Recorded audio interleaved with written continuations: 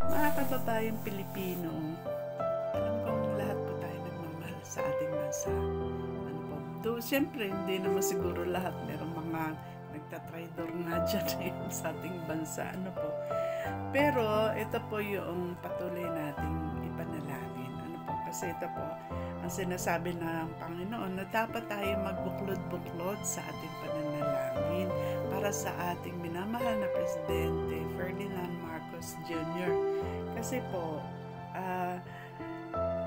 kinakailangan magkaroon po siya kailangan natin siya ipanalangin sapagkat kinakailangan magkaroon siya ng karunungan para hindi po siya mapaglalangan ng mga taong malapit sa kanya. Ngunit, may pansariling agenda.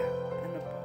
So, ipanalangin natin na siya po ay humugot ng lakas at karunungan sa Diyos, ating Panginoong Diyos. Kasi, ito po, marami pong mga magaganap sa ating bansa. Ano po?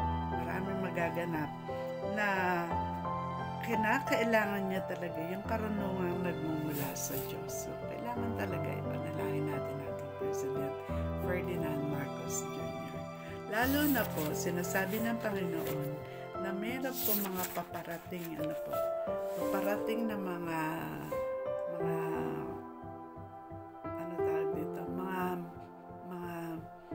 mahihirap na mangyayari po. Sabi niya, kailangan na patuloy natin siya ipanalangin, para sa nalalapit na pagdating ng tambalasan. Oh my gosh, At ayaw ng Lord na tayo pa ay magulat, dahil hindi tayo nakapaghanda.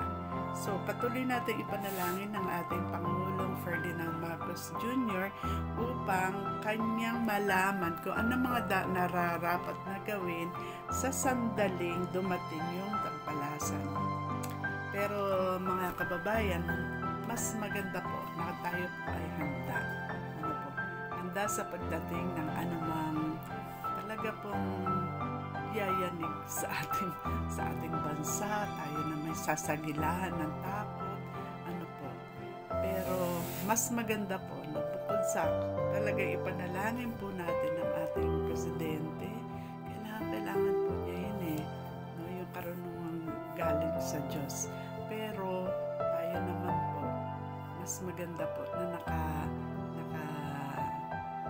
nakasandig tayo sa ating Diyos na makapangyarihan sa lahat. Ito po yung sinasabi niya, Sabi niya dito sa Psalm 46, God is our refuge and strength, and ever-present help in trouble. Kasi po, paparating yung mga trouble, Maraming trouble, may mga sakuna na dahil sa mga kalamidad, pero meron din po mga kaguluhan na dala naman po ng mga tao. At magkakaroon ang sinasabi ng Panginoon na merong bloodshed, may mga madugo. Ayan po, Pero ito po, sabi pa rin niya, therefore we will not fear. Hindi po tayo matatakot dahil ang Diyos ang ating refuge at siya rin po ang ating strength. Sa Kanya nagagaling yung strength natin, yung ating kalakasan.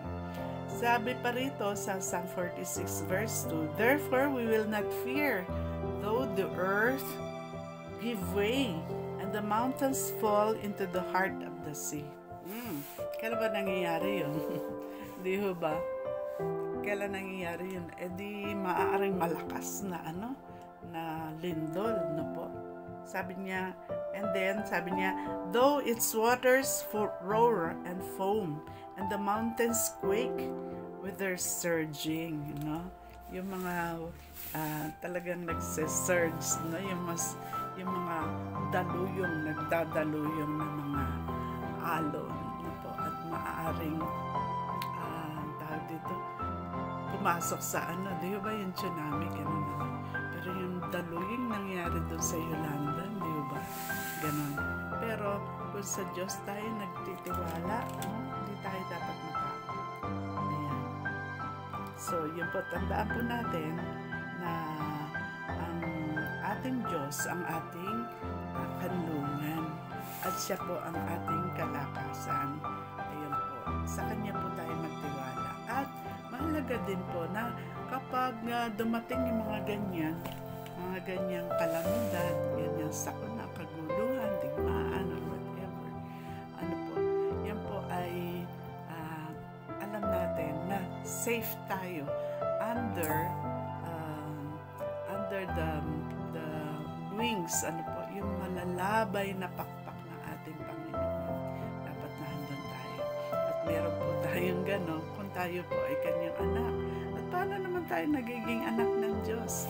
Sabi niya sa John 1:12, "But to all who received Him, who believed in His name, He gave the right to become children of God."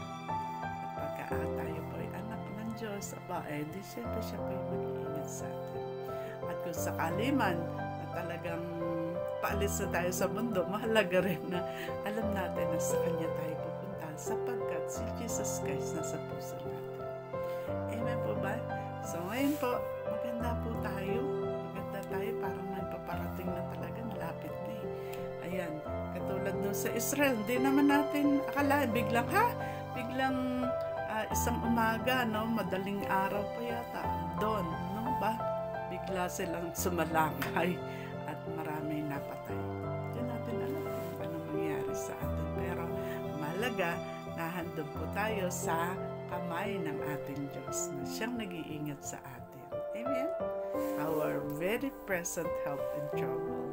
Our Lord. Hallelujah. Thank you, Lord. Kaya ito po, si Lola Madan nagsasabi na kapag ang Diyos ang ating gabay, kaysa yan ang buhay. God bless everyone.